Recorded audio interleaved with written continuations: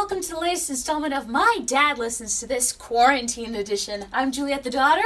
That must make me Kevin the the dad. Oh, I hope you're not my daughter. That would be weird. That would be some sort of Doctor Who wibbly wobbly timey wimey confusion. I have no idea what you just said. It's on a t-shirt. Okay, anyway, Jules, who are we doing this week? This week we are doing the band Cream. Now tell us the logic behind this choice that you've made. So last episode, for those of you who listened, we reviewed Prince, and if you haven't listened to our Prince episode, please listen to it now. I had fun recording that one. But on that collection, it was a best of, and one of Prince's songs was titled Cream. So my logic was, we talked about the song, let's talk about the band! That's my logic. So let's talk about them, shall we? Oh yes, let's. Excellent. Okay, Cream, for better or for worse, was rock's first supergroup. Huh. They were the first to exploit the power trio lineup, first rock group to have really pioneered the drum solo. Hey, what's wrong with drum solos? Not to mention the really long guitar solo and possibly the bass solo as well. They were only together for about 2 years, but were extremely influential. The thing that I have about the drum solo is, and being a drummer, I just am not into them. It's Why? Just showing off too much, or does I it think, serve a purpose? Yeah. Okay. Well, it does serve a purpose in that the other band members get to go off and boink groupies while the drummer's out there. Or have a smoke. Go get a drink. Go for a run. Get some coffee. Yeah. Come back. Oh, you still got 5 more minutes. Yeah. Anyway, they grew out of all 3 members being stifled in other groups. Eric Clapton was first in the Yardbirds, but he left because he thought they were getting too pop. Do you have any Yardbird stuff? Yes, I have a best of. Okay, well, we won't do that next. I've got a different mind for next week, but anyway. So at the time he was logging in time as a member of John Mayall's Blues Breakers. Bassist vocalist Jack Bruce and drummer Ginger Baker were both serving time in the Graham Bond organization, a British R&B combo. Oh. One day, as Ginger was driving Clapton home from a Blues Breakers gig, Clapton suggested they form their own band. Ginger was up for it. Clapton then said he wanted Jack Bruce to be the bass player, at which point, according to Clapton, Baker was so surprised he almost crashed the car. That doesn't surprise me. For any of you out there who's seen the documentary, it's on YouTube for free. Beware, Mr. Baker. After learning about Ginger's life, that doesn't surprise me at all. Well, the thing was, Ginger and Jack had been notorious for their quarreling, which included onstage fistfights and sabotaging each other's instruments. Something tells me they didn't rein it in for this. What could possibly go wrong? Oh, everything. Well, they decided Jack Bruce would be the lead vocalist, as Eric Clapton was shy about singing. Oh, Though he later did do some lead vocals, notably on Crossroads, Strange Brew, and Badge.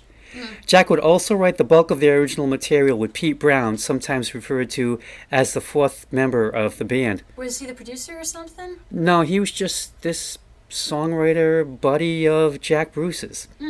They came up with the name The Cream, later shortened to Cream, as they felt they were the cream of the crop in regards to playing their instruments. I get that, but the Cream... It was the 60s. You don't have to have a "the" in front of every band Well, name, shortened for the cream of the crop. They couldn't run around calling themselves the cream of the crop, because, by the time they were announcing the band name, the show would have been over. Yeah. Anyway, Fresh Cream came out in 1966, produced by Robert Stigwood. It went to number 39 on the U.S. album chart, but number 6 on the U.K. chart. They first toured the U.S. in spring of 1967 as the bottom of a 6-act bill. One of those package deals. Who was at the top? It didn't say, but I'm sure it had to be someone big, Someone I guess. will tell us. Anyway, they did not make much of an impact because as the tour went along, some of the bands at the bottom only were given time to do one song. Oh. And that was it. That's like a... They recorded their second album, Disraeli Gears, which went to number 5 on both the US and UK charts. This and subsequent releases were produced by American Felix Pappalardi, who would go on to form the band Mountain, who had a hit with Mississippi Queen, a classic rock staple. Okay, I'll take your word for it. Trust me, Mississippi Queen probably paid for Felix's kids to go through college. Have I heard it before? Even though you probably may have. Even though Felix was shot to death by his wife, I believe, sometime in the 80s. And the ironical thing was, like, he bought her the gun as a gift. What is it with celebrities getting killed by their wives? You got that guy, you got this guy, you got Phil Hartman. I don't know. Okay, anyway. Gears contain the song with which they are most identified, Sunshine of Your Love. Oh, let's talk about that. We'll get to that. Now, the album was set to come out during the Summer of Love, which would have been perfect, but it got pushed back to November due to changing the album cover. What year was the Summer of Love? 1967. Not 69? No. Couldn't resist. No, 68, everything went to hell, and then 69 just was not any better. Yeah. They started headlining shows and started stretching out some of their songs as long as 20 minutes, even though on record, their songs, the studio songs, averaged about 3 to 4 minutes. In 1968, they came out with Wheels of Fire, a 2-record set, the first being studio recordings, the second live material.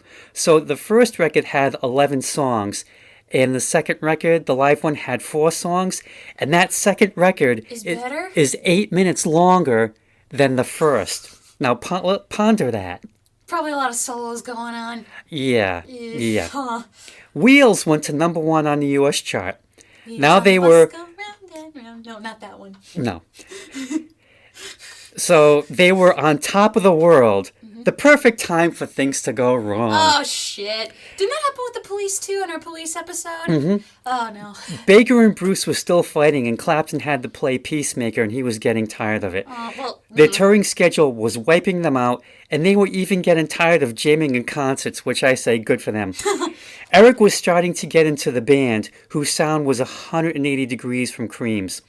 He also read a scathing review of the band in Rolling Stone back when they mattered.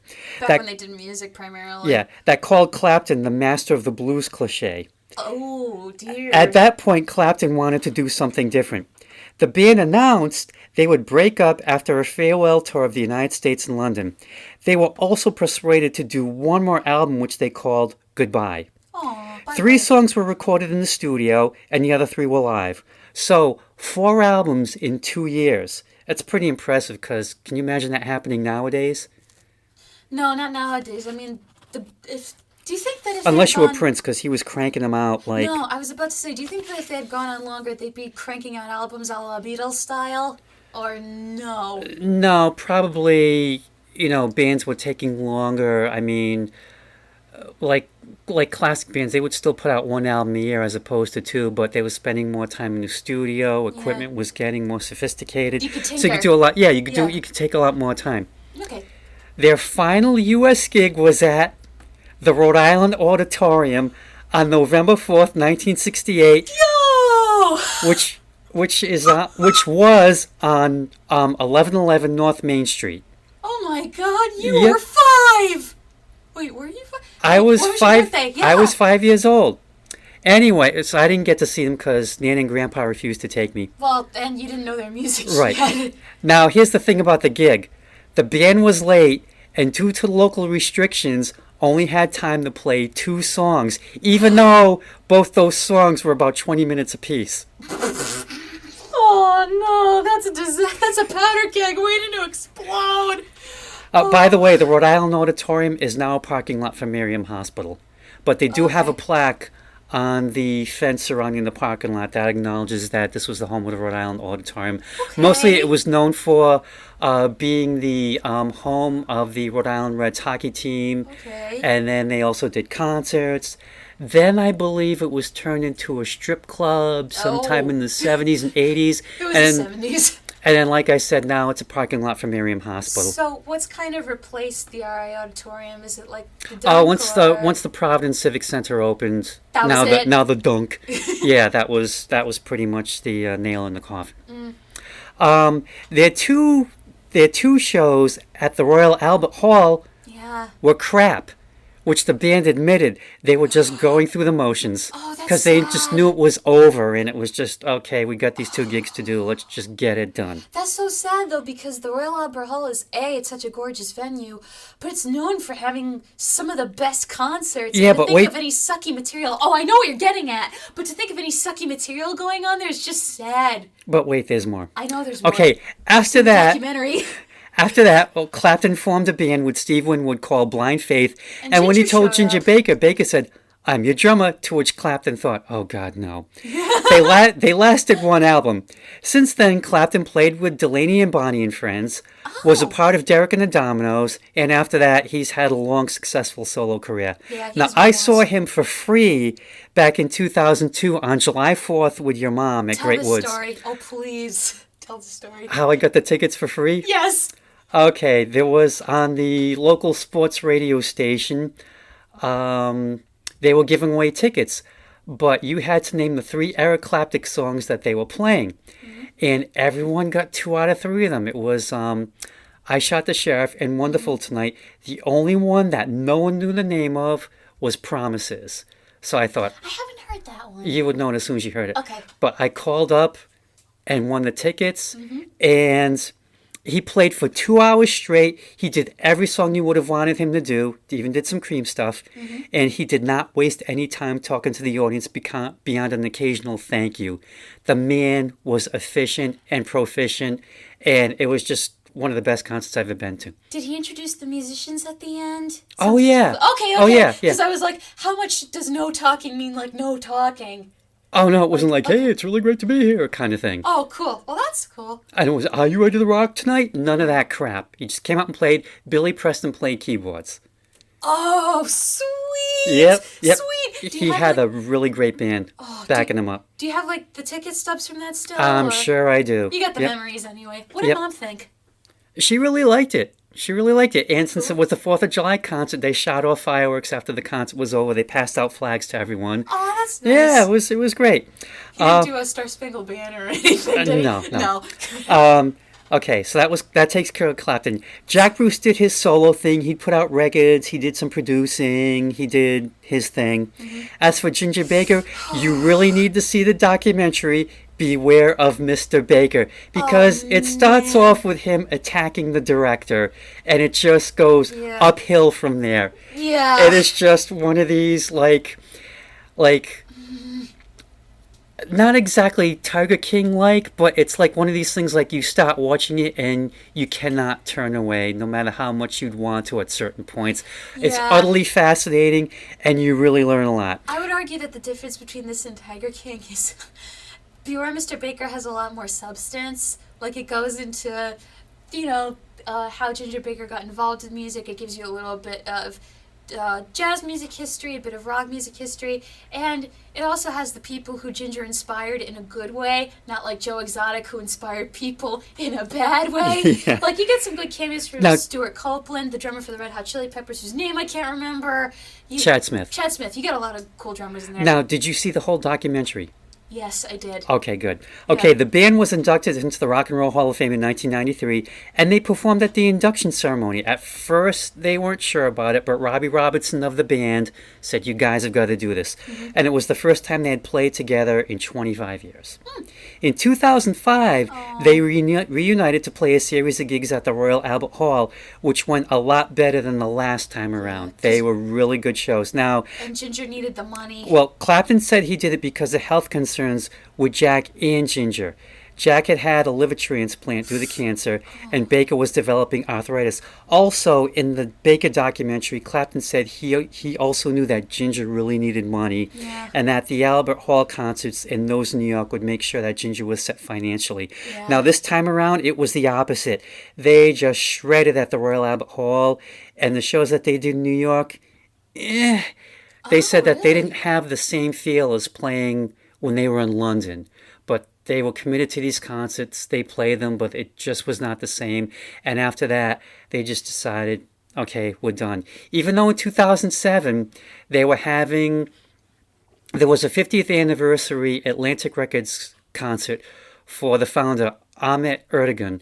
It was going to be in England, and they asked Clapton and Jack and Ginger, would you guys Do form this. because they were with Atlantic Records? Would you do this as a tribute? And at first they said, yeah, sure, we'll do it. And it was just going to be at the Royal Albert Hall. And then the thing just got so big that it got moved to the O2. Oh, I know the O2 Arena. That's where they did the Les Mis 25th anniversary. That place is huge. Now, is that where they did the Olympic Festival thing in London also? No, I think they did that. Oh, Was that at Wembley? that was at Wembley, yeah. Okay. O2 is Once entirely it- indoors. Once it shifted to O2, the guys just decided, no, this is just No. getting too out of control. We really don't want to do this. So they got some other band that reunited to do this, led something, or I can't remember. I don't know. That must have been cool, though. Okay, anyway, okay.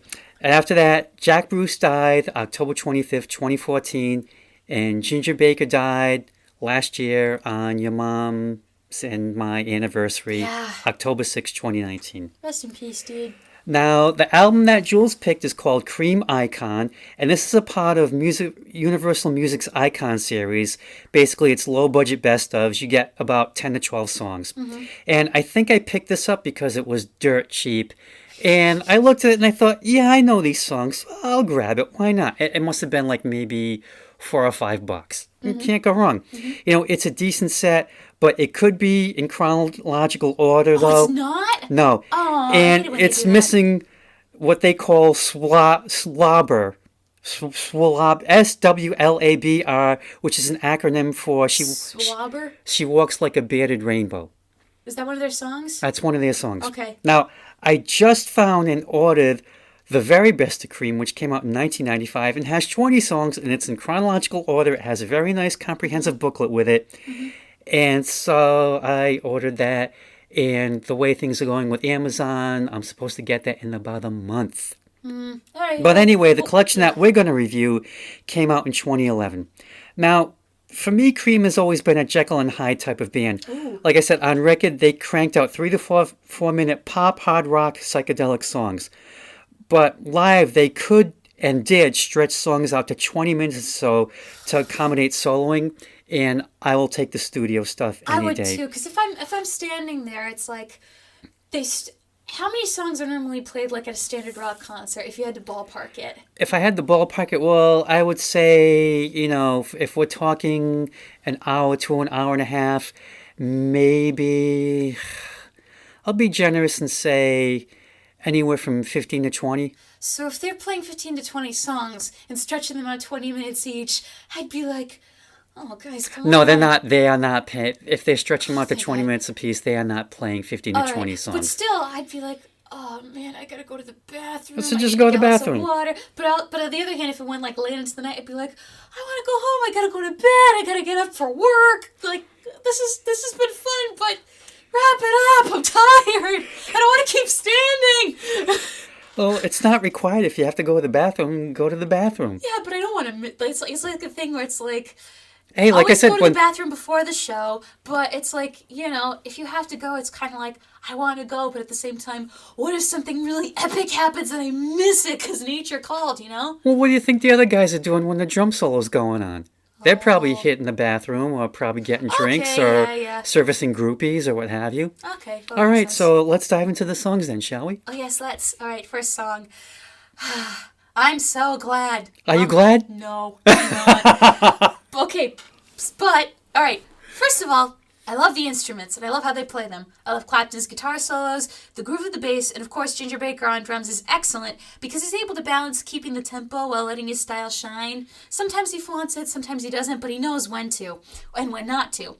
I don't have a problem with the repetition of the lyrics either, because repetition can be a good thing, even if you don't change the underlying melody. I mean, look at Louie Louie, but this ain't Louie Louie. Then Jack Bruce starts singing, and he sounds like he went a little too hard on the drink.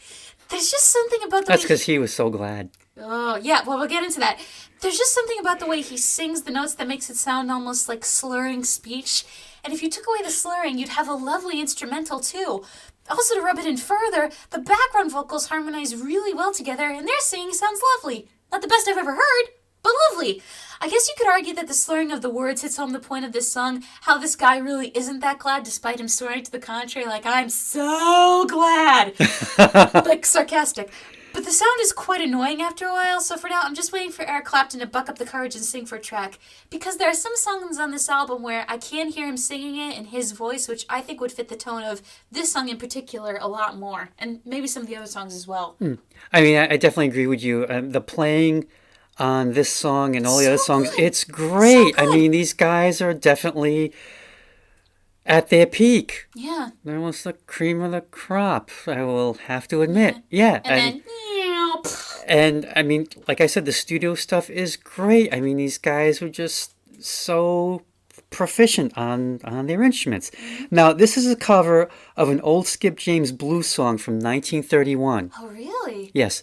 Skip did it better, of course. It's just him and a guitar, and, you know, I managed to track it down online, and it's, you know, scratching whatever because it's 1931, but it sounds completely different, obviously, from the Cream version. Now, here's what I want. I want to see if somebody out there on the internet, because technology now, you probably could make this happen, if someone took the guy's voice from the original version and the music from Cream's version and mushed the two together. They're two different tempos, so it wouldn't work. Yeah, well, you could alter one to match the other if you employ enough trickery, but then it probably wouldn't sound as good. Never mind. Anyway, Cream's version brought Skip new notoriety, so he was happy about that. Oh, well, that's good. And probably songwriting royalties too. I hope he got paid. I hope he did. I don't think they'd cheat him. If Eric Clapton's the kind of guy who will agree to a concert at the Royal Albert Hall because he knows someone needs the money, I don't think he'd cheat someone else. Skip James is credited for writing the song. Okay. It's just like, you know, back then it was like, hey, you wanna be famous, kid? Hey, you want to sign over all your rights to me? I'll take care of it. I don't think Clapton would do that, No. I'm talking about like in the 20s and 30s when someone came up to Skip James and said, hey, you want to be a star? We'll take care of you, and then put the screws to the guy. You never know. So I hope that didn't happen. It probably might have, but anyway, the number of times Jack Bruce sings the word glad annoys the crap out of me. Too. Thank you. It's not even the repetition of the word. It's just that word. It just stopped. The way he says it. Losing its meaning. Yeah, we'll talk about that, how he does the same thing with another word in a later song, but yeah, it's just, he doesn't say it the way you would normally say it. He adds like another phonetic sound into it that just doesn't sound good. It doesn't work. Okay, next song, White Room. All right, White Room. With black curtains. Yes. It's not an interior decoration song. No, it's not. The opening sounds like the music that plays before a shoot-off in a Western. There's also a bit of Hollywood Western imagery with the silver horses, the starlings, and curtains hanging off the windows like the curtains in like an old train or a coach. I much prefer Jack singing in this song. It seems like he's finally found a place in his voice that's comfortable for him to sing in. Like he's not trying to imitate what he thinks Eric Clapton sounds like singing. He's just singing as himself. Well, I think probably because maybe it's his material instead of a cover. Then the falsetto comes in and it sounds precarious. Like it's wobbling, but I don't think it's from vibrato. It's like he's almost about to verge into a place where his voice is about to crack. It doesn't ever crack or break, but it still sounds odd. Like it does, but he keeps it together though. Yeah, not like castrato odd, but still odd. All right, and I'm not telling you what a castrato is. Go Google that yourself. I don't want to talk about that in this episode. And I think I found out what I like about Clapton's guitar playing so far. He knows when to show off and break into a little solo, and he knows when it's better to sit back and be a team player. And there's almost a humbleness to some of his solos in this album that I found. Like, he's keeping it a little bit quiet and not full out so he doesn't make it too much all about him. And as far as the lyrics go, the lyrics here seem to be a bit of a riddle, but it's just really a fancy way of saying, I'm stuck in this bad place, but I'll wait here for you because I love you. And I know this is something I say a lot on the show, but I'll say it here. There's probably a better, simpler version of this song out there. Well, this is an original, so yeah. I don't know. I love the... one that addresses similar themes of like, I'm stuck in this bad place, but I'll wait for you because I love you. Oh, I thought you meant like a simpler version of White Room. No. Oh, I love the intro with Ginger on timpani and Felix Pappalardi's on the violas. I thought I heard strings. Yep. And you're right. It's almost like something out of like a Western, almost like a Good, the Bad, and the Ugly type of thing. Yeah. But, I mean, when you talk about the curtains and all that, the first thing I thought of was High Noon. Oh, yeah. Gary Cooper and Grace Kelly, because you got the people Peeking out like the looking at the curtains. and I've I was never thinking looked. of like Blazing Saddles in my mind.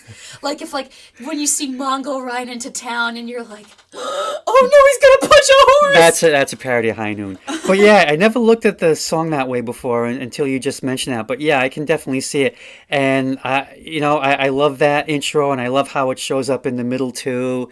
And I have no idea what this song is about, but it doesn't matter because it just sounds so great. And like I said, I mean, I think Jack definitely keeps it together when he gets to the falsetto. Falsetto. To me, it doesn't sound like he's gonna go over the cliff or anything like that. No, but he's on the precipice of the cliff, and that's what scares me.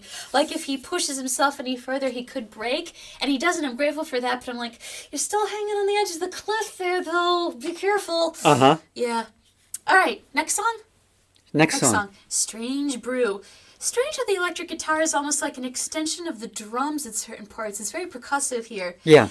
This song has the appropriate hazy quality a person would expect considering the subject matter. I'm stuck with this awful woman, so I'm going to get drunk to numb all the pain. I guess my favorite lyric here is when he's talking about how if a ship was at sea in the middle of a storm, she'd make it all about herself. It tells you exactly what kind of a woman she is. And it comes sort of late in the song, surprisingly, but it's a nice way to hit the message home if you didn't pick it up before. Now, I know Eric isn't singing here, but again, he's not, right? Oh, he is? This is the first song Eric Clapton sang lead on in the Okay, band. so he's singing here, and as expected, because it's him, he sounds pleasant.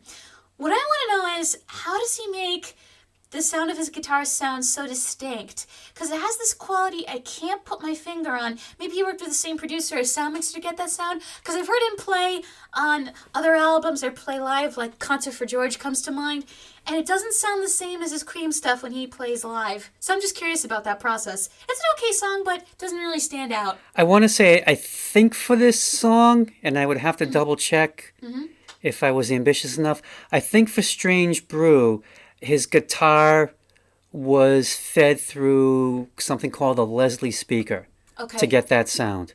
Maybe he still used that. Well, it was the 60s. That was a thing. Okay. Anyway, yeah, this was the first song Eric Clapton sang lead on. And I'm assuming that the Strange Brew is the mix of feelings that this guy is going through, that this woman who's apparently no good for him makes him feel. I thought he was like hitting back on like some sort of hard alcohol to numb the pain. Like, what is this? This is a strange drink. I kind of thought of that at first because, I mean, this song reminds me of the movie of the same name with Bob and Doug McKenzie. It's a movie? With Rick Moranis and Dave Thomas from SCTV. It came out in 1981. Oh, I love Rick 80 or Moranis. 81. But, yeah, I mean, like, just going through the lyrics, like I said, the Strange Brew was like these emotions that the guy's feeling. Turmoil. Okay. Yeah, the turmoil that, like you said, this woman, she's not good for him, and she's kind of putting him through the ringer. But the Strange Brew is kind of like, yeah, she does something to me that's great, but then I don't feel so great, and maybe I'm going to throw up. I don't know. Maybe he's addicted to the feeling too, and that's why he finds it so strange. Like, if she makes me feel equal parts good and equal parts crap, why do I stick with her? Like, what the hell's wrong with me, you know? Because the good is just good enough I guess. to make up for the bad. Anyway, I like what I call the song's open sound. It almost sounds like you're surrounded by the instruments, if that makes sense. I think it's due to the stereo separation of the instruments. I mean, when stereo really made its presence known in the 60s. I mean, if you listen to the Beatles stuff, originally the band recorded everything in mono, and they told George Martin, it was like, do whatever you want to do with the stereo stuff. So he would do stuff where, like, he'd stick the instruments in, like, the left speaker and the vocals in the right, and just play around with stuff.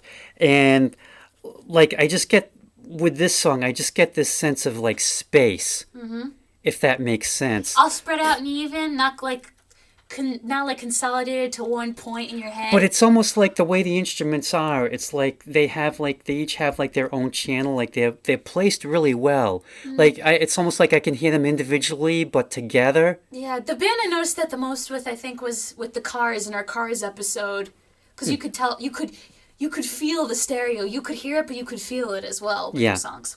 All right, next song, Tales of Brave Ulysses. Now I have a question. Because I remember seeing the clip of the Royal Albert Hall concert in Beware Mr. Baker, the one they did in 2005. Right. Was this the song they used to open their reunion? Jeez, I can't remember. I would have to watch the movie again. Because that chord is a great opener, should have opened the album, and the song is pretty good. Ginger's playing of the cymbals really shines during the quieter moments as well. Like, he played the cymbals really well across these past few songs, but this is a prime example. I don't know too many rock and roll songs that don't have any rhyming scheme, but this one manages to pull off the no rhyming quite well. And even if you don't remember the lyrics word perfect, you still should be able to recognize the song from the opening and the notes. And I also think that even if you don't know anything about Ulysses or Aphrodite or Greek myths or any of that, anyone could pick up the message of the song. You love this woman, but she's dangerous and you will only end up hurt. You could try to take her back to the land of hard winter, but it's not going to work. And Jack's voice takes on the quality of a storyteller or a poet, almost like, kind of like, the image I had going in my head was the poet Homer, like, telling his stories. Well, yeah, to but everybody. because this is the Odyssey. I mean, some call him Ulysses, some call him Odysseus. Yes. I'm with the camp that calls him Odysseus. I call him Odysseus too. But when Jack gets close to the microphone, it's not uncomfortably in your face, which can happen. You gotta be careful with that. It feels like a friend telling you very calmly that you need to get your act together and clean yourself up. It feels like a story's chapters unfolding, but I do think you have to be in the right mood for this particular yarn, and I'm glad I was in the right mood for this. And it kind of sounds a little like White Room, doesn't it? I can make out the difference between this and White Room. Like, they both spin a yarn, but this one... Well, I mean musically, not lyrically. If you listen to them, they're kind of very similar. I'd rather listen to this one, though. Clapton and Martin Sharp wrote this.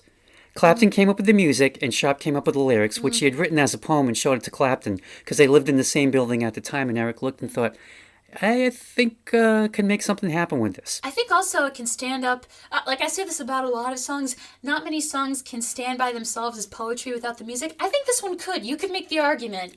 Well, I mean, we could do a whole episode on rock lyrics are not poetry, even though some people think they are. But that could be a topic for another time. Is that a reference to Bob Dylan, maybe? No, just in general, like some people, like I remember being in high school and, okay, we're going to study the poetry of Jim Morrison or Paul Simon, and I would sit there and just roll my eyes because I think... This was at EP? Yeah. Oh my God. Well, I took Shakespeare and creative writing, and I'm sitting there thinking, no, because I'm hearing the song in my head, and you can't separate these two. These words were made to go together with this music and vice versa. You can't just, try and dissect it like and Paul like Simon a frog. Ain't no Shakespeare. No. I'm sorry to whoever that... No, I'm not sorry. He's not Shakespeare. That's a fact. Okay, anyway, it does make reference to Ulysses, or like I said, I prefer to call him Odysseus, and him hearing the siren song as he would tie to the ship's mast to prevent him from following the sirens. He had his men plug up their ears with wax to escape the allure of the song. Yep. And see, like... I remember reading that when we read the Odyssey in, I think it was 9th grade. Yeah, 9th grade. Yeah, if you go back and read the Odyssey, you kind of realize that Odysseus is a bit of a dick. He is a dick! Because he's always doing... Everyone's saying, oh, we shouldn't do this thing. No, I'm going to go do it. And then, 87 members of his crew get killed. Oh, that's the breaks. No, but it's They're not like, only... why didn't you listen to us? But it's not only that. It's just he angers the gods frequently. He angers Poseidon, who, controls the sea that your boat is on. And not only that, but... Because we read it in high school, and we also watched the film that had, like, Bernadette Peters and Vanessa Williams and Christopher Lee in it. Like...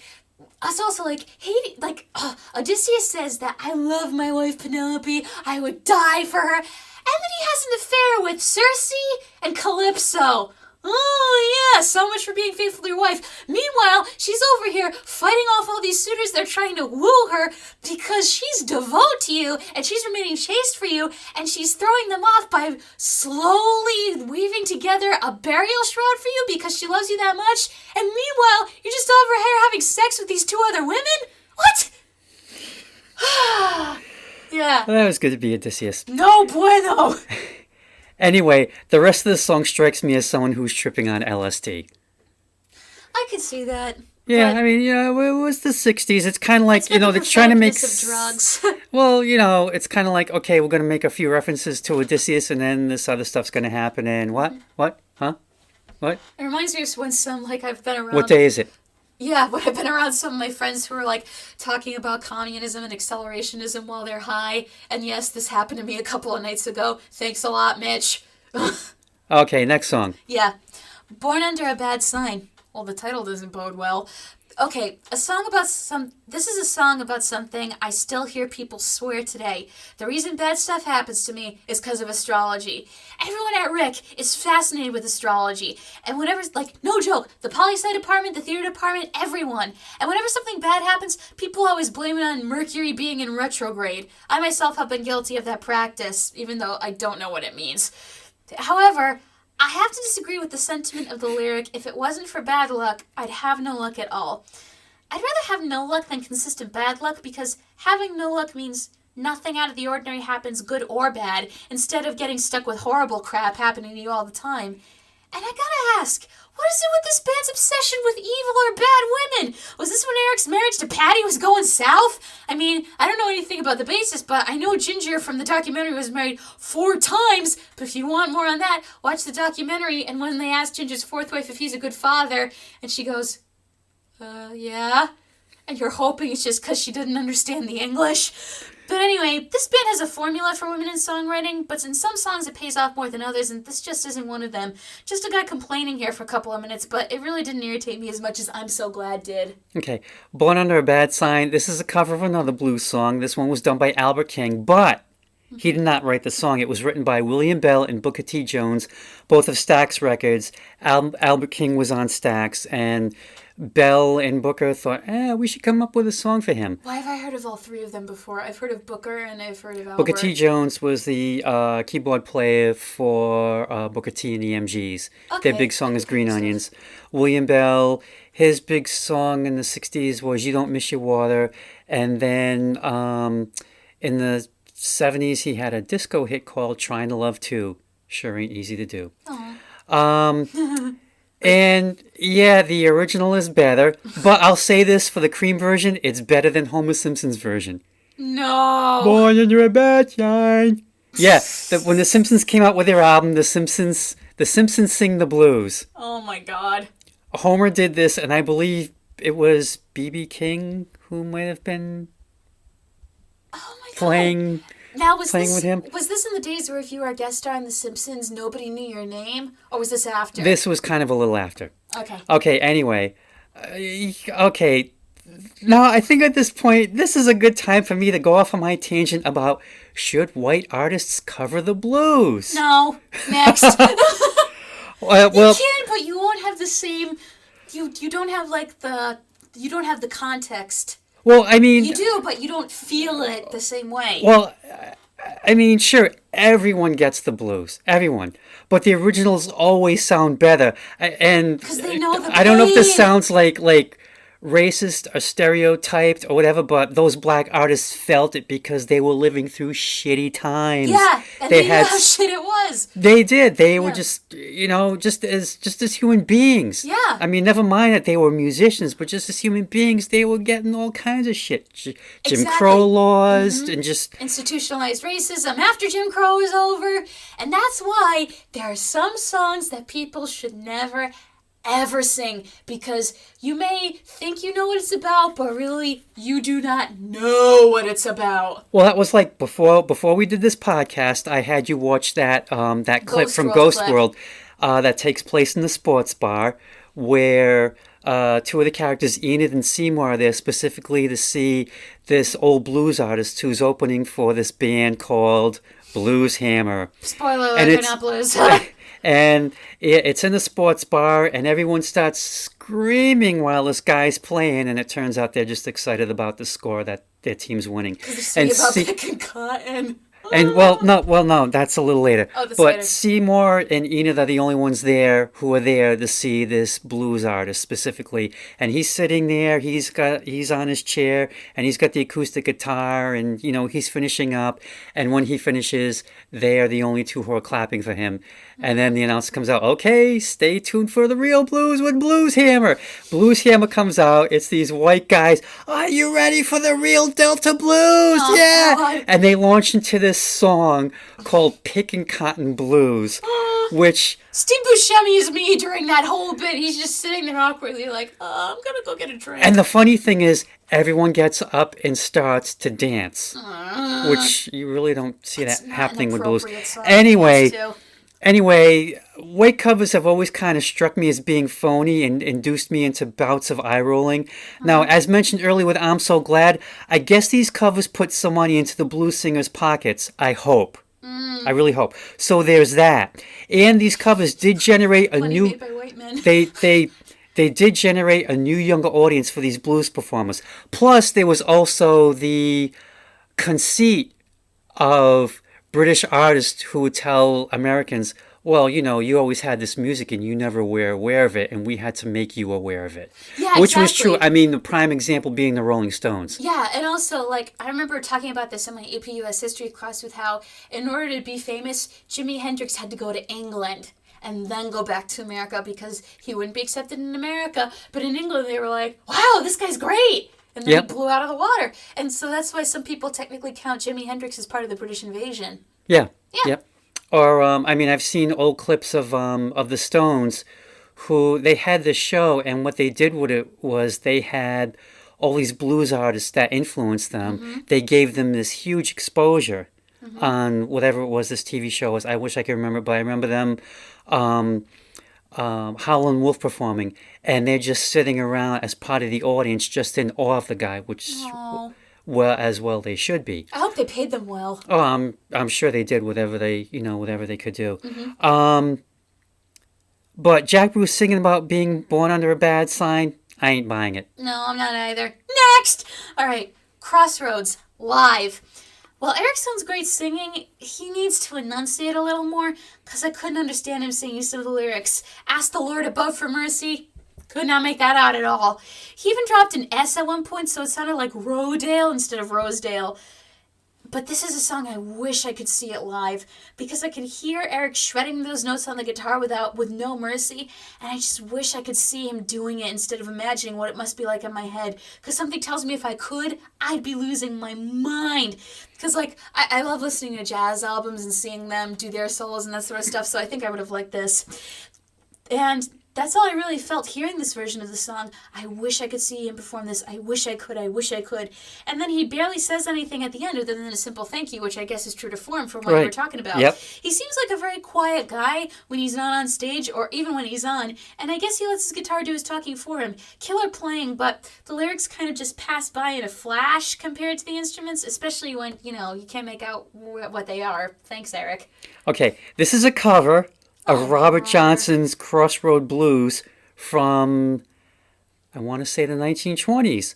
I actually have a Robert Johnson comprehensive set. He only put out I think it was 37 songs for his recording career, and that was it. Allegedly, the Crossroads is where Johnson went to sell his soul to the devil in exchange for his musical talent. Phenomenal guitar player. You listen to it, the first time Keith Richards heard him playing, he said, "Who's that second guy playing with him?"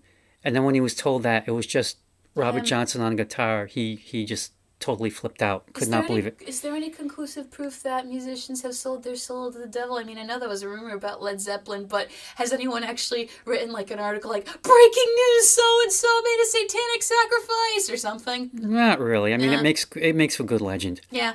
Okay, now the thing is, like I said, Johnson sold his soul to the devil in exchange for musical talent, but the song never mentions that. He did write about going to the crossroads and falling to his knees and asking God to save him, so please. So it's more about trying to get redemption. Yeah. And Clapton sings lead, and his solo is considered to be one of the greatest guitar solos ever in that song. I can see that. But in 1985, he said he hated it. Wait a minute. Because it was edited. Or was it? Because in 1987, the Cream box set, Those Were the Days, came out, and they said that extensive research was done and that every live version of Crossroads that they tracked down clocked in around 4 minutes and change. So it was never edited. Apparently, Clapton thought there was a 20-minute version out there or something longer. Oh. But every version that they tracked down, it was, like I said, 4 and change. So that solo that's the way it was. Okay. Well, Good that we cleared that up.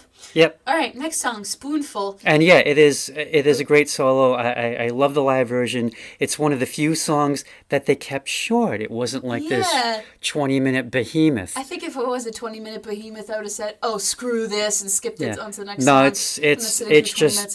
it's just great playing all around, great singing. It's just a phenomenal song. Yeah. All right, next one, Spoonful.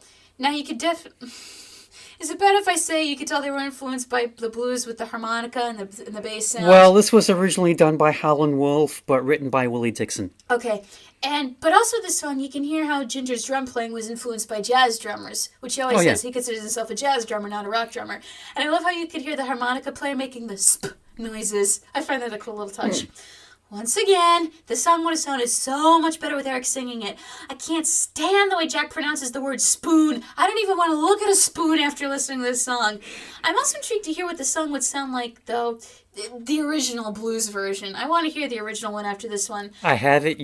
I'll pull out the CD and you can listen to it. Because the lyrics are interesting enough, and I liked how at first the singer says, a spoonful will be enough, only to go, wait, will it be enough? As if he's scared to want more, like he can't control himself. But this song goes on and on and on, and you're just waiting for it to be over. And when you think it is, you get that fake ending, and all of a sudden Jack starts yelling, and now I'm mad that he's yelling at me, and the song's not over. Like, dude, take your spoon and go away.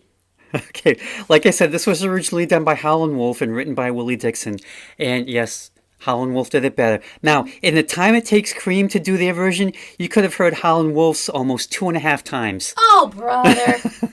Now, I gotta say, Jack Bruce does a decent job on vocals. He kind of sounds like a smoother version of Howlin' Wolf. And like I said, you can listen to Howlin' Wolf's version after. Now, what exactly is a spoonful? Well, it depends what you crave, because he sings about like how, some men will die for it, some men will do this for it, some men will do that. It's like, it could be a drug, it could be a woman, it could be like cocaine, the spoon, and the flying under it. Yeah. And then there's also the female version of what the spoonful is. It's something that men can manufacture in a time of need, for which I will say no longer. And just also as an aside, Cream, okay, if we get it. Yeah, and also as an aside, this is where the Lovin' Spoonful got their name from that song. I thought about doing the Lovin' Spoonful after this to kind of segue, but then I looked at your collection, it's like over 20 songs, and I'm like, no, I want to do a shorter album. They're all really short though. Yeah. But yeah, the spoonful, it's like he never comes out and specifies with it, but everyone has their own version of, I just need a little more. I don't care what it is. I will do anything just to get a little more taste, of whatever the hell it is. Yeah. What would the spoonful be for you? More sleep. Oh, that's a good one. What would mine be? I'm trying to think. Less sleep. No, probably more sleep might be in that, or like probably something to do with school, maybe like more study time or something like that. Or no, like the answer guide to the exams. Oh, okay. Yeah, I'll do anything. Just give me a little. Just one more answer. That's all I need. One more answer. All right. Next question. Next song. Politician. I know you have some opinions on this. Oh yes. One word. Sleazy. Yes. This is definitely a politician who Me Too'd some of his colleagues. I feel so unclean listening to this. It's funny how he says, I'm a practical man. I practice what I preach, when really his stances on particular issues are never stated. They do say he's left leaning to the right, meaning that, okay, probably moderate left, maybe like a centrist. So, maybe like an independent leaning left, or like, standard liberal, not like neoliberal or socialist or what have you. However, I know what he means by practicing what he preaches. This is Bill Clinton before Bill Clinton was Bill Clinton. Oh God! Well, we'll get to that later. But I remember that one of the first things I learned when I started my poli-sci major was the definition of politics is who gets what, when, and how. And you can tell this guy is going to make sure that the one doing all of the getting is him. And he definitely wants power. You can feel him craving it. The big black car also makes it clear he's obscenely filthy rich, and maybe a wealth tax would do him some good. This car also evokes the image of the president's motorcade, making this song more uncomfortable. I don't know if the Prime Minister in England has the equivalent of a motorcade so I can't really comment on that because, like, I know this band's English, so I don't know too much about UK politics in the 60s and 70s, so can't really comment on that aspect of the song. And when he sings in my ear, like, I was listening to this on headphones, and at one point, he comes back in and starts singing. It was in my left ear, and it was like he was right at the back of my ear whispering, and I was like, yeah, it was just, it was really, really creepy, and, it made me feel so uncomfortable, but I think that's what Cream wants us to feel. Politicians like this have always existed since the dawn of time, and they're going to continue to exist unless you vote them out, which is the people's biggest check on power in countries where they do have the right to vote, because you can't get that in all corners of the globe. So this song is unfortunately truthful, but I'm glad it exists as a reminder of what kind of behavior we can't tolerate in government. Leslie Knope wouldn't stand for this. No, sir. Selena Meyer? Maybe. And I want to watch Veep, but I haven't yet. Well, for me, I think the arrangement is hilarious for some reason. I don't know why, but I think it aligns with the singer's BS lines he's feeding to this woman trying to get her into his car. Oh. And like I don't look at it as him being a real politician unless it's more like sexual politics. I look at it as like he's just feeding her these lines to get her into his car to have a good time.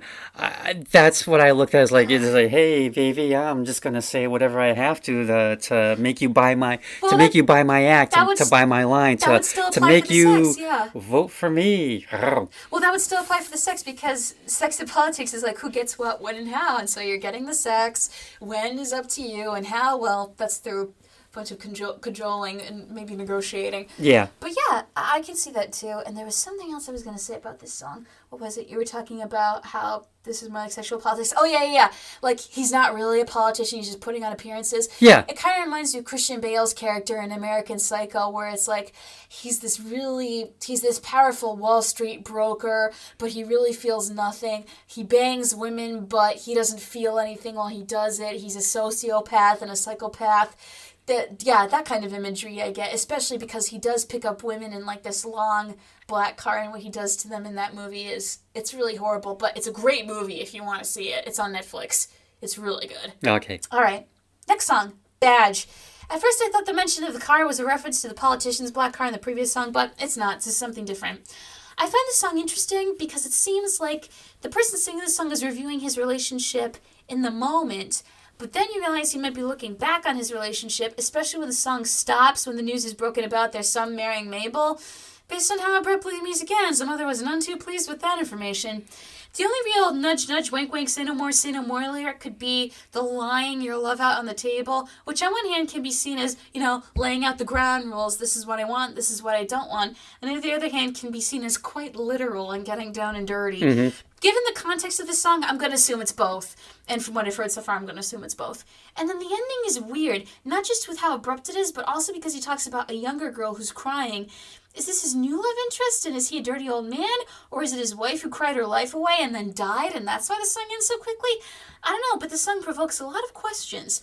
And this is the first song where the title isn't referenced in the lyrics. So what could it mean? Being with you is like a badge of honor? Or like I need to be a cop and watch you so you don't get into trouble? I don't know. Again, too many questions, but so little answers. I have the answers. Oh, inform me. Yep. Okay, this was written by Clapton and Lonesome George Harrison. Oh, hi, George. I missed you, buddy. George plays rhythm guitar. Oh, yes. And he was credited as L'Angelo Misterioso, the mysterious angel. Aww. Due to two things. One, because they didn't want to have someone else's name, because Clapton was the one who played the guitars. Yeah, that would have also, from what I read somewhere, was that George couldn't get a credit under his own name due to some sort of performance restriction. I'm not sure how it worked, but there was some sort of legal thing going on. Was this when he was still with Klein? Ooh, it may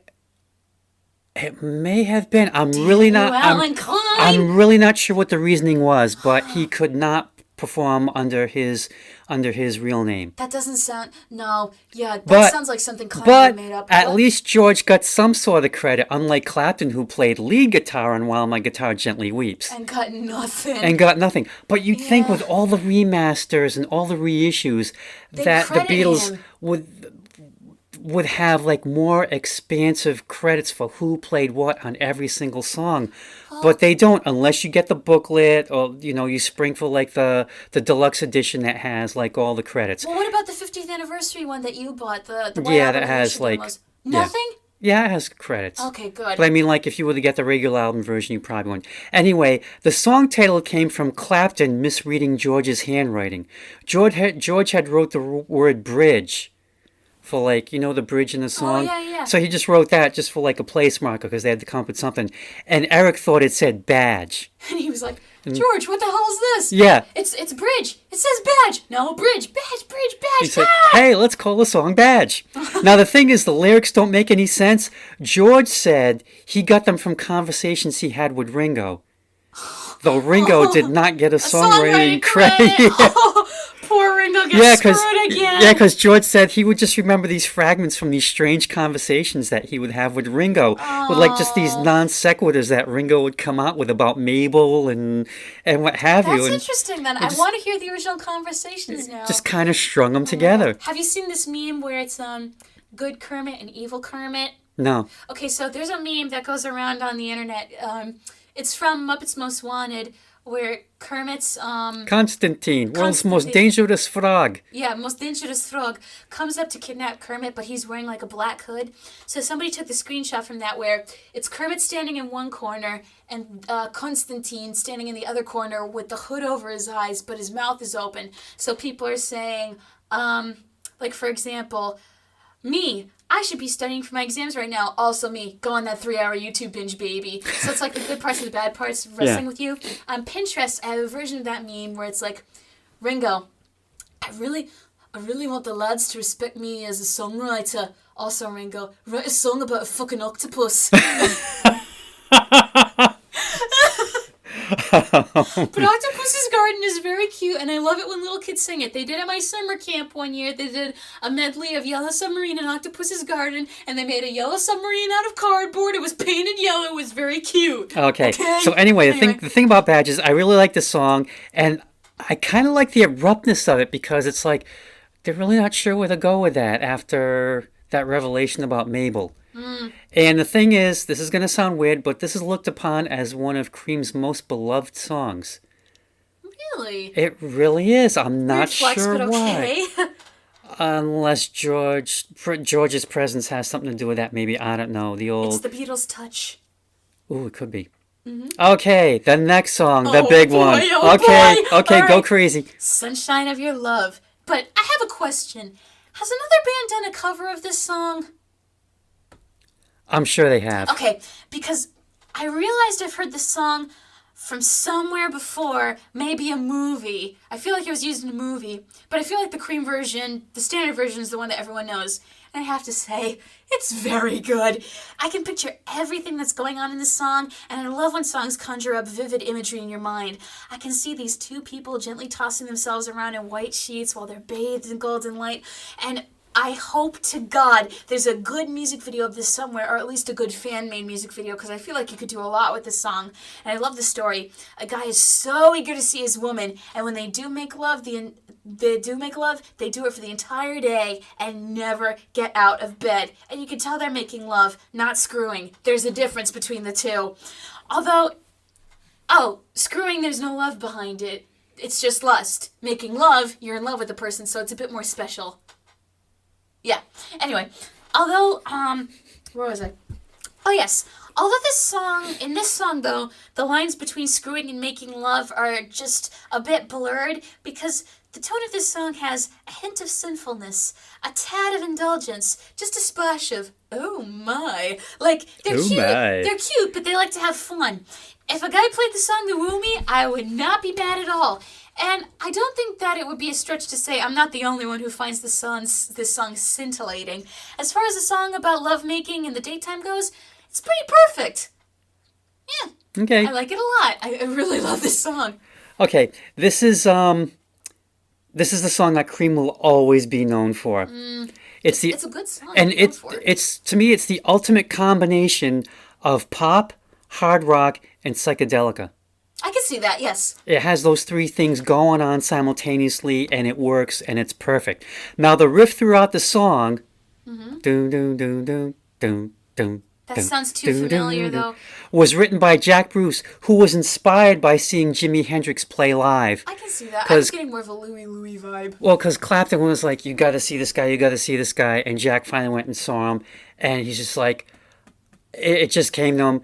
After the concert was over, ran home and just got the riff down. And... Do you know the other Clapton Jimi Hendrix story? You can tell me after. Yeah.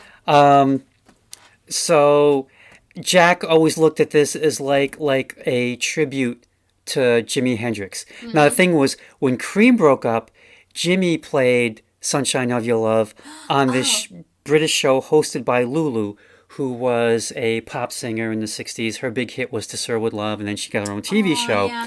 And the thing was, Jimmy played it, dedicated it to Cream. The song went overtime. It cut into Lulu's goodbye time, but she didn't care at all because she thought it was great. Because after it was over, Jimmy came and apologized to her, and she said, "Don't worry about it. It was totally worth it." Oh, okay. That's nice. Until I did the research on the lyrics, I always thought Jack was singing "To Give You My Dull Surprise," not my dawn surprise. And to me, dull surprise made sense because it's kind of like got like a round top. It's not pointy. This is a family show. It's not. Not anymore. Nope. It never has. Oh been. please! When you started telling us the difference between screwing and lovemaking, all the family stuff went out. A lot of episodes are way worse than this. So I always thought dull surprise, and I thought, oh, I get it. Yeah, that makes sense. When I saw dawn surprise, I thought, okay, that makes sense too, because hey, it's the morning. Yeah, I'm gonna wake you up in ways you never were woken up before. Now, when I was a kid, there was a family who lived across the street from us, next to the Mains, currently where Ted and Jill live. Yeah. And they were the McWaters. It was a woman and her son and her mother. It was just the three of them. Anyway, I remember being a kid, sitting on the back steps, hearing this song being played over and over and over. From their house? From their house. It was just the riff.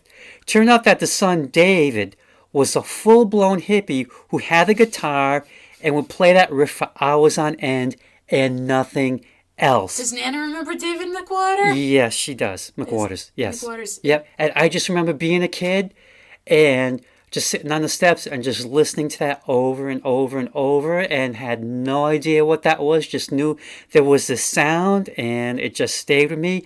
I have no idea how the Mains put up with it, but I think it might have been the catalyst for Mrs. Maine's daily 4 p.m. cocktail.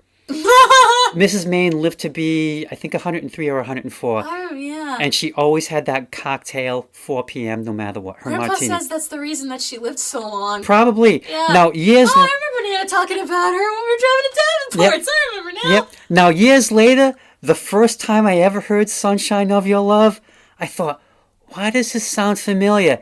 And then, holy shit, it all came back to me. I was that kid who was like 6 or 7 years old, sitting on the steps, hearing that song. And the thing was, like, I always thought that was David's song. I thought he came up with that himself. Wow, what a genius! Yeah, wow, yeah. And then it's like, oh, okay, now I know what he was doing. And unfortunately, like all good hippies, he ended up ODing years later. Oh, rest in peace, kid. But that's that memory will always stay with me. Every time I hear this song, that's always what happens. I'm that little kid again. All right, do you want to hear the Hendrix story? Yes, let's. So, this was, I think, on an interview that Paul McCartney did recently with Stephen Colbert. You can find it on YouTube. So, what happened was, I think this was the late 60s, early 70s. Clapton, Paul McCartney, and a couple other people went to go see Hendrix in concert. No, I think this was the late 60s. Well, it had to be because Jimmy died in 1970. Yeah. This was shortly after Sgt. Pepper came out. So they went to the concert, and Jimmy decides he's going to play something from Sgt. Pepper. Don't remember the song. It might have been the title song or Lucy in the Sky with Diamonds. But he starts playing it, and Paul's sitting in the front row going, I like this version. This is pretty good. And then all of a sudden, Hendrix's G string just busts on stage. And Paul McCartney says, when you bust that string, you can't come back from it. So Jimmy stops playing. And then he was like, let me see if I can fix this. So he starts trying to, get the string better. And he's like, oh, he's like, I don't know if I can. And then he looks in the front row and sees Paul and Eric, and he says, guys, can you come up here? Do you have a string? Can you help me with my guitar? And the both of them just sunk down in their chairs like, we're not here. You're like, don't bring us into this, please. There's a lot of Jimmy and Clapton stories. There was one where... George hung out with them, too, at one point when he played My Sweet Lord, I think. I think it was... Clapton went to see Hendrix in concert, and Hendrix saw him. And I don't know if he ended up doing like a Yardbird song or a Cream song, whatever. But, he's like, yeah, I'll show him how it's done. And Clapton heard it, and he said he just wanted to go home and put away his guitar and never play again. Oh, and then poor guy. When Jimmy died, Clapton was all upset, and his reaction was, why didn't you take me with you? Oh. Was this when the alcoholism was really starting to Well, get when to he him? started the drug thing, yeah. Oh, okay. Okay, next. I Feel Free. This song feels like round 2 after the previous song, and I love it. Oh, this is my second favorite song on here. The beginning proves how sometimes all you need is a voice to make a great song. Barely any percussion, and the two guys singing in harmony with the catchy bump, bump, bumps, and then the rest of the song kicks in, and I feel like I'm floating away. Hell, they could have just had the bump, bump, bumps through the rest of the song, and I would have loved it. Yes. And I would have loved it, but it's still good. This song just has a groove you can sway to, and feels almost ethereal. And when the song ended, I felt so sad, like, aw, don't be over. But I'd argue this song is even sweeter with Sunshine of Your Love as the warm-up, because you need to listen to them together and you'll be in a total state of emotional bliss, dude. It's really cool. Oh, wow, man. Yeah, man. I mean, I like the way it starts off. You get that blang. Yeah. Boom, boom, boom, boom, boom, boom. And it's really, really catchy. And you think the whole song is going to be like that. And the whole song could be like that. I could listen to that for the whole thing. Yeah. On a loop. I'm sure that loop exists somewhere. Now, and how many of us forgot that Belinda Carlisle, of all people, did a cover of this back in the 80s? Who the hell's Belinda Carlisle? She was the lead singer of the Go-Go's. Oh. Then they broke up and had solo careers. Now and they're gone. I vaguely remember her version, and it's probably best that I don't recall it fully because I think it would just make me feel ill. Anyway, you have that great intro, and then the music kicks in, and for me, it kind of slows things down because it seems like they're trying to replicate that a cappella opening, but they can't play it fast enough. I mean, it's a good song, though. I really like it. I love the background vocals and all that, but like I said, it just seems like they're trying to catch up to that intro, and they just can't.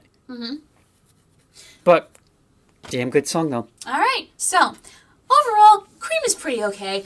Most of this album is neither good nor bad, which I actually didn't mind because the music mostly leans toward pleasant with a few turds in the punch bowl. But then you have those 2 songs at the end, and your world is rocked. Like if they make more songs like this, then damn it, I want to hear the songs that sound like this. Maybe when you order the new best of, we'll be able to tell when we eventually cover that. But for now, I will say that Cream is more of a band to listen to for the music than for the lyrics. Each member of the band works well together, creating a beautiful product with their instruments. Yet the lyrics, they're either hit or miss, nowhere in between. But when the band strikes gold with both, it's definitely real gold. I wish they just struck it more often on this collection. I mean, I think all in all, a solid collection. It's a good representation of their stuff. But like I said, I ordered the 95 best of because it's 20 songs. It's in chronological order. OCD that way. Excuse me, CDO that way. I love that. And has a good booklet with it. I bought it from the library once, but after listening to this best of, I thought, yeah, I think I need some more. And like I said, it's got that song, she walks like a bearded rainbow, which is actually a really good song. So, I hope that more is better. And when I get it, in 2021, the way Amazon's going with the delivery these days. Well, understandably, yeah. Yeah. I'll listen to it.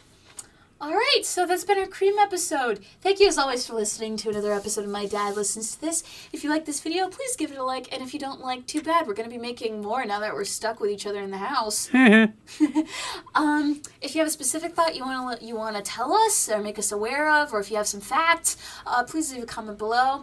If you want to know when we will be publishing more videos, please hit the subscribe button or tap the bell if you want to be notified right away. Ding. And if you don't follow us on YouTube but want to get the episodes, here's how you can. If you follow me on Facebook, I post the episodes on Facebook. If you follow me on Twitter, Juliet Antonio, my profile picture is Frazzle Monster from the Sesame Street. I post the episodes on my Twitter. If you follow me on Tumblr for the blog My Dad Listens to This, I post the episodes on Tumblr. And if you don't follow me on any social media, but you're friends with my dad and want to get the episodes through him, I'll send the episodes to Dad, and he'll email them directly to you. And we have one fan in particular who we're going to email them to. All right, and who's a fan of Cream and also a fan of our show. All right, thank you again for listening as always. We appreciate you tuning in every episode, and we will be back next week with another album to pick and gripe about. Have a good night, everyone. Dad, want to say anything? Thank you very much, and I always think a great double concert bill would have been Cream and the Raspberries. Thank you and good night.